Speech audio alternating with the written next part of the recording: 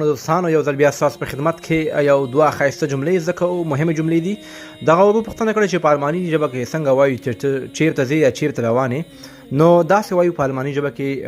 wohin gehst du wohin gehst du یعنې ته چیرته روان یې که هر ځای ته روان یې د هغه ځای نوم ورته واخلئ د مثال په طور زه ورته وایم زه د اورګاډي سټیشن ته ځم یا روان یم یا د اورګاډي تمځای ته روان یم نو په الماني ژبه باندې داسې وایو ich gehe zum Bahnhof ich gehe zum Bahnhof مطلب زه بانوف ته روان یم که ښار ته روان یې تاسو ښار یادوئ که کور ته کور یادوئ هر ځای ته ځئ نو تاسو هغه ځای ورته یادوئ دوستانو دغسې تاسو خپلې پوښتنې کولی شئ په کمنټونو کې وکړئ چې انشاءالله تاسو ته به زه جوابونه درکوم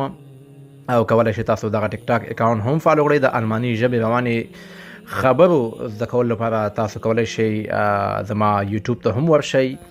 او ستاسو په خدمت کې انشاءالله زه جملې جوړوم او ستاسو د لایک او کمنټونو څخه ډیره زیاته مننه